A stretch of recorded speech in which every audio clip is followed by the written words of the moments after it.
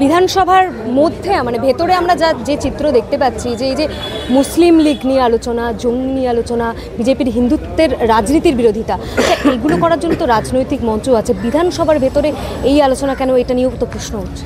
না দেখো, ধর্মকম্ম করার জন্য রাজনৈতিক মঞ্চটাও ঠিক জায়গা না, কোনো রাজনৈতিক মঞ্চ নয়। তার জন্যে ধর্মীয় মঞ্চ আছে, ধর্ম এবং সামাজিকতার মাঝের লাইনটা আস্তে আস্তে ব্লার করে দেয় এমন কিছু জায়গা আছে, প্ল্যাটফর্ম আছে, সেই সবে আলোচনা হতে পারে, বিভিন্ন রকম চর্চা হতে পারে। কিন্তু বিধানসভার ভিতরে জনপ্রতিনিধিরা স্কুল, কলেজ, হাসপাতাল, রাস্তাঘাট, বিদ্যুতের বিল, পেট্রোল ডিজেল, রান্নার গ্যাসের দাম, ওষুধের দাম, এই সব ছেড়ে যেভাবে একে অন্যের দিকে একদম পুরো যেভাবে সব মিলিয়ে লাভঝাপ করতে শুরু করলেন, আমিও ব্রাহ্মণ, বলছে আমি হিন্দু, এইসব প্রথমত অত্যন্ত দেখতে খারাপ লাগে। রাজনীতির মূল উদ্দেশ্য মানুষের হয়ে কাজ করা, সেই জায়গাটিকে গণ্ডগোল করে দেয়, ধারণা গণ্ডগোল করে দেয়। এনারা তো ভোটে টোটে জিতে এসেছেন, সে চুরির ভোট হোক যাই হোক, কিন্তু কিছু লোক নিশ্চয় এদের পক্ষে আছে, তাদের বাড়ির ছেলেমেয়েরাও আছে, তারাও টিভি খুলে দেখে যে আমার বাবা বা আমার মা এই নেতাকে বা এই নেত্রীকে সমর্থন করে, এরা তো এইসবের বাইরে কিছু বলতেই পারছে না।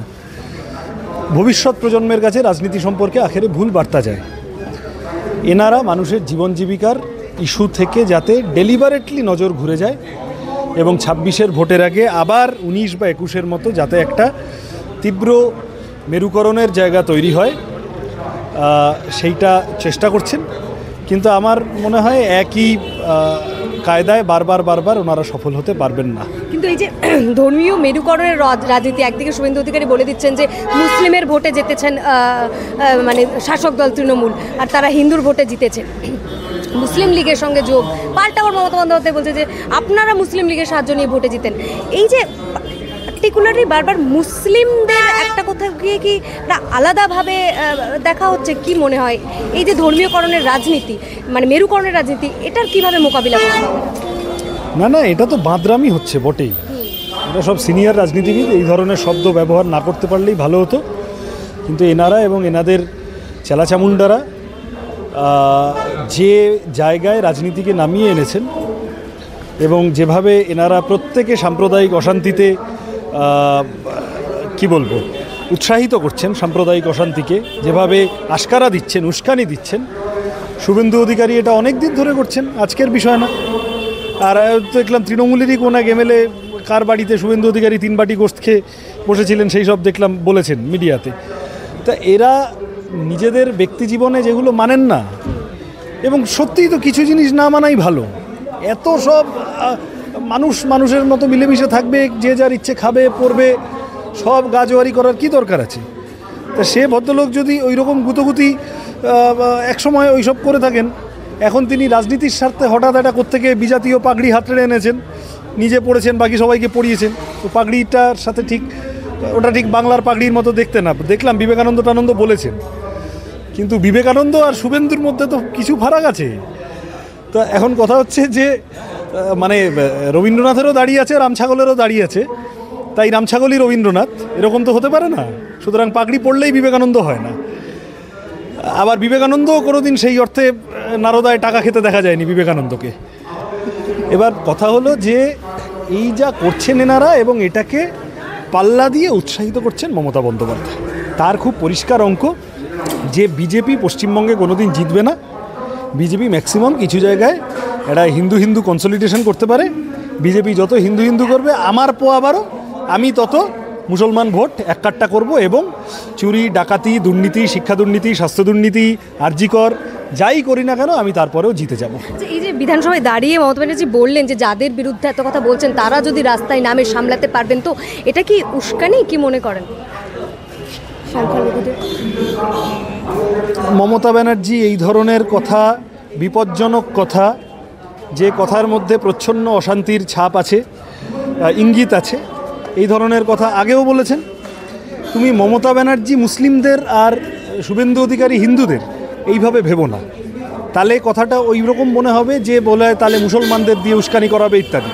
তুমি এইভাবে ভাবো যে মমতা ব্যানার্জিও দাঙ্গাবাজদের, শুভেন্দু অধিকারীও দাঙ্গাবাজদের, শান্তিপ্রিয় হিন্দু এবং শান্তিপ্রিয় মুসলমানদের বিরুদ্ধে অশান্তিপ্রিয় দাঙ্গাবাজ গণ্ডগোল পাকানো যে বাহিনী, এই ধর্মের হতে পারে, ওই ধর্মের হতে পারে, কখনো এই ধর্মের সেজে ওই ধর্মের হয়ে যায়, এরকম মাঝে মধ্যেই আজকাল খবর পাওয়া যায় না যে হিন্দু যুবক মুসলিম সেজে একটা কাণ্ড ঘটিয়ে দিল, বা মুসলিম যুবক হিন্দু সেজে একটা কাণ্ড ঘটিয়ে দিল।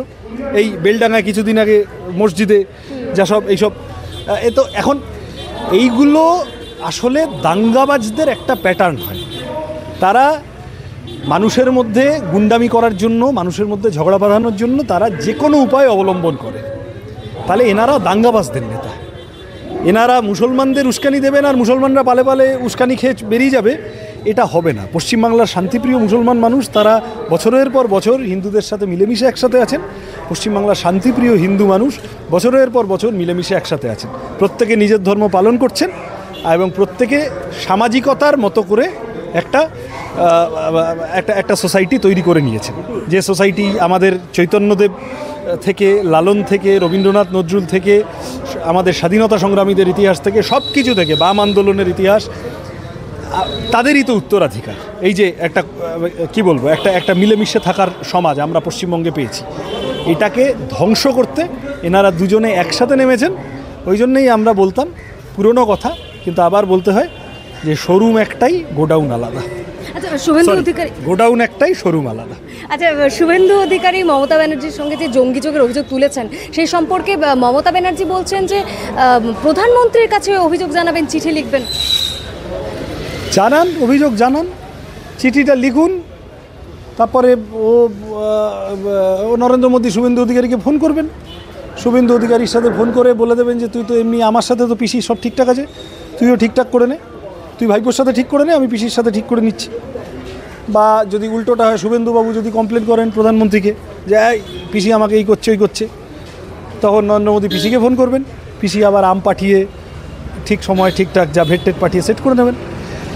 এটা আমি আবার বলছি, তোমরা এগুলোর মধ্যে জোর করে ঝগড়া খোঁজার চেষ্টা করো। মুখ্যমন্ত্রীকে গাজোয়ারি করে একটা কেউ ওই ধরনের কথা বলল, মুখ্যমন্ত্রীর পদমর্যাদার পক্ষে সেটা হানিকারক, অপমানকর।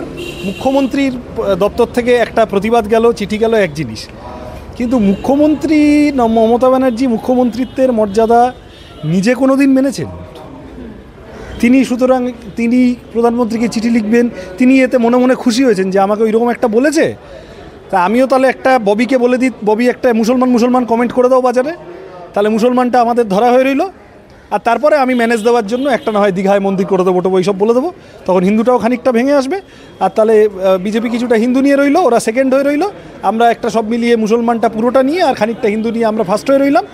আর আসলে রুজি রুটির কথা বলে যারা, আসলে জিনিসের দামের কথা বলে যারা, স্কুল কলেজ হাসপাতালের কথা বলে যারা, তারা পিছনে চলে গেল। তোমার কথায় একটা কথা কিন্তু তার মানে স্পষ্ট হলো যে তার মানে হিন্দু মুসলিম বাইনারিতে ভোট হচ্ছে রাজ্যে। হয়েছে তো, সাম্প্রতিক 2-3টে নির্বাচন তো হয়েছে, সর্বাংশে হয়নি। যেখানে যেখানে এই বাইনারি ভাঙা গেছে সেখানে সেখানে বামপন্থীদের ফল ভালো হয়েছে, কংগ্রেসের ফল ভালো হয়েছে, কিন্তু হিন্দু মুসলিম বাইনারি যে একটা করার চেষ্টা হয়েছে, বাঙালি অবাঙালি বাইনারি করার চেষ্টা হয়েছে, উত্তরবঙ্গ দক্ষিণবঙ্গ বাইনারি করার চেষ্টা হয়েছে, পশ্চিমাঞ্চল বনাম রাঢ়বঙ্গ একটা করার চেষ্টা হয়েছে, শহর বনাম গ্রাম করার চেষ্টা হয়েছে, বিভিন্ন কাণ্ড যে করার চেষ্টা হয়েছে, সোশ্যাল ইঞ্জিনিয়ারিংয়ের ক্ষেত্র হয়ে উঠেছে পশ্চিমবঙ্গ একেবারে 16 ভোটের পর থেকে।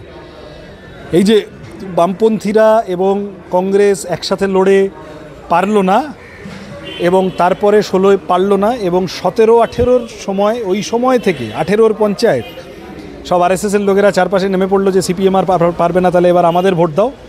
এই যে চালু হলো, এই সোশ্যাল ইঞ্জিনিয়ারিং একাধিকবার করার চেষ্টা হচ্ছে, এখনও বেশ খানিকটা হচ্ছে, কিন্তু আস্তে আস্তে এটা ভাঙছে।